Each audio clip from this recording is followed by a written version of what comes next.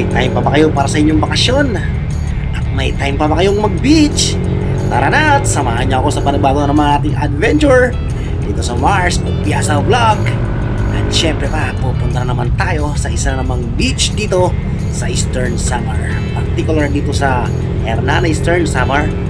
Ito yung tinatawag nilang Panglao Beach. Alright, tapos na naman, samahan niyo ako.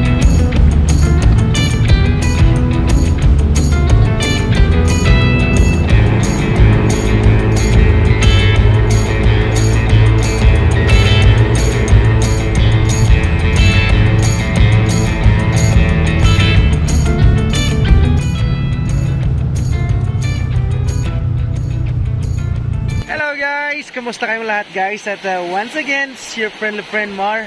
Welcome back to my channel. At ngayong araw guys ay papasyal ko na naman kayo dito sa isang beach resort dito sa Hernani Eastern Samar. Yan. Ito yung Panglao Beach Resort. Yan. So papakita ko sa inyo guys kung gaano kaganda at gaano kasimple lang itong beach resort na ito dito sa loob ng Hernani. Ayan. So yung Canhugas, Ginduyanan, Panglao Beach at saka yung Tunog Beach at saka yung Atang Beach ay halos magkakatabi lang ito, pero ito ay isa sa mga dinarayo o madalas pinupuntahan talaga ng mga tao dito sa Hernani Eastern Samar. At kahit pa yung mga galing pa sa mga malalayong lugar kagaya ng Borongan at MacArthur, Eastern Samar at kahit saan pa man, at yung mga bakastonista natin mga taga Maynila, pag nagagawin lugar na ito dito sa Eastern Samar ay talagang pumapasyal sila dito sa beach resort na ito. Okay, so abangan guys yung aming exploration dito sa Panglao Beach Resort. At makalipas nga ang halos 5 minuto lamang na rides, ay narating nga namin itong Panglao Beach dito sa Hernani Eastern Samar. At kung mapapansin nyo guys, walang masyadong tao sa mga oras na ito dahil na pumunta kami dito ay hindi naman weekend. So mapapansin nyo, mayroon mga mangilan-ngilan na mga family gatherings na nandito. Malamang ay nagsiselebrate sila ng kung anong okasyon sa kanilang pamilya na nandito at nag-enjoy dito sa dalampasigan ng beach. At ngayong araw nga guys ay kasama ko yung pamilya ng aking kumpare si Parang Alan dito sa Hernani Eastern Samar. Kanyang may bahay ni si Parang Christy, ang kanyang anak si Jane, at yung magkapatid na si Alan at si Alvin. Ayan, talaga naman mag-i-enjoy sila dito sa araw.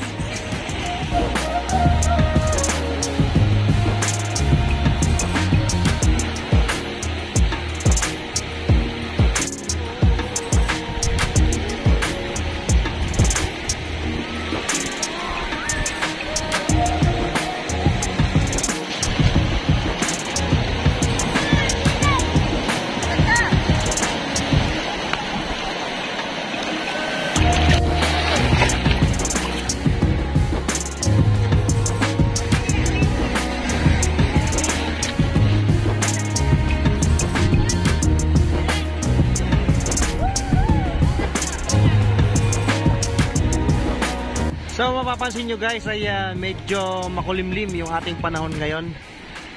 Ayan, kaya yung video natin ay medyo hindi ganong kaliwanag. Kaya yun, nagre-reflect lang din sa kung ano yung panahon meron tayo ngayon dito. Ayan, yung mga bata nag-i-enjoy sila.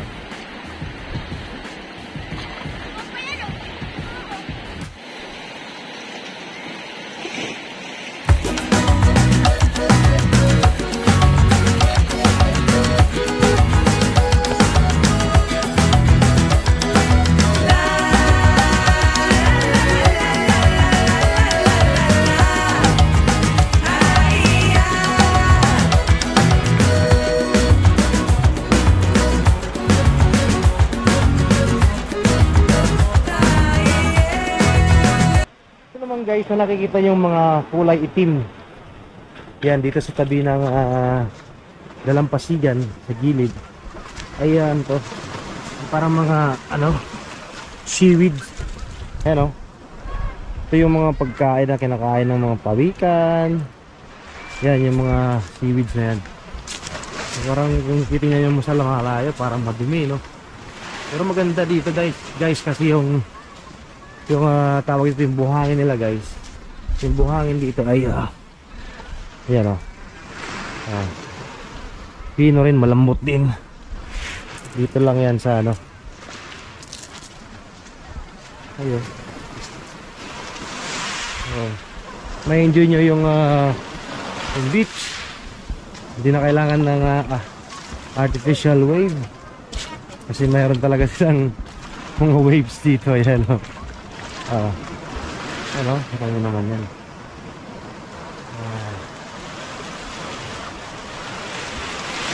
Yung Panglao Beach guys, hindi naman ganun kahaba. Ayan. Compare doon sa ibang beach na napuntahan natin sa Pangasinan area, hindi siya ganun kahaba.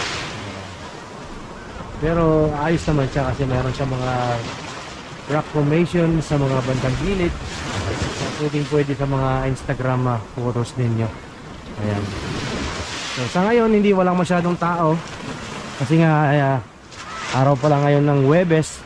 At most of the time ay weekends ay yung mga tao dumadagsa dito. Lalong-lalo during holidays, pag wala mga pasok, nandito yan sila dito. O kaya yung may mga nag-celebrate ng fiesta, up your fiesta, madalas ay pumupunta dito yung mga tao. Ayan. Para i-enjoy itong Panglao Beach. Boring mo like. Say hi. Ayan guys, so mahihain sila. Bye bye.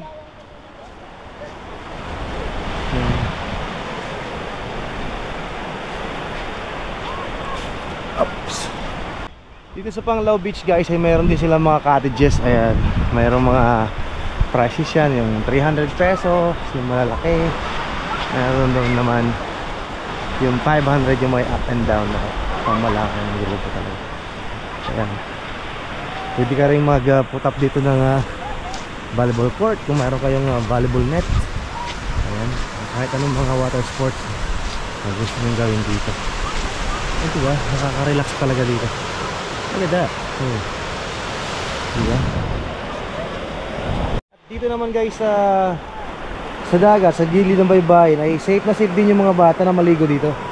Kasi hindi naman ganun kalalim. At hindi rin ganun. Yung mga bato dito ay parang mga bilog na bato. Dito. Ayan, at saka mga buhangin. Kaya safe sila. Tinamos, doon sila lang. Hanggang doon nakakarating sila guys. So, kaya ibig sabihin safe dito para sa mga bata. Ayan. Masawa kayo dun sa dagat. Dito kayo, mag-enjoy kayo sa buhangin. Hoy! Shout out! Please subscribe for Opiasa Vlog! Wow, thank you! Ayan guys, dito Panglao Cove and Resort. Ayan.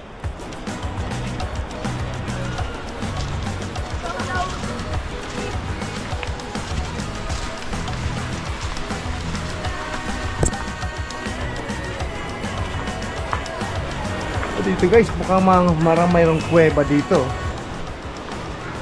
Yan, kaya lang dito natin papasokin kasi wala tayong mga gears na kailangan guys. Pero hindi naman daw ganun kalalim yan.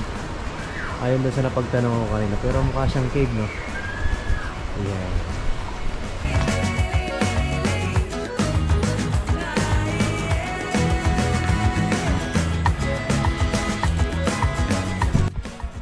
So, ito nga.